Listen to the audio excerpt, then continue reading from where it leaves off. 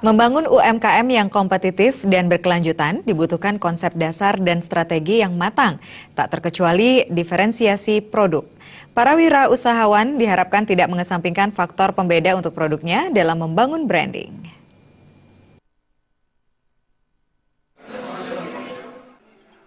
Membangun usaha mikro dan kecil menengah atau UMKM yang kompetitif dan berkelanjutan bukanlah perkara mudah. Setiap jenis usaha cenderung memiliki masa euforianya masing-masing di tengah masyarakat. Menanggapi hal tersebut, staf khusus Kementerian Koperasi dan Usaha Kecil Menengah Hermawan Kartajaya mengatakan para pelaku usaha jangan sampai melupakan faktor pembeda atau diferensiasi produk. Setiap usaha yang produktif, kreatif, dan berkelanjutan tentu memiliki pasar, faktor pembeda, dan branding yang kuat untuk membuatnya tetap eksis di masyarakat. Memang entrepreneurship, creativity, dan productivity ini inline dengan yang namanya PDB, positioning, differentiation, dan branding.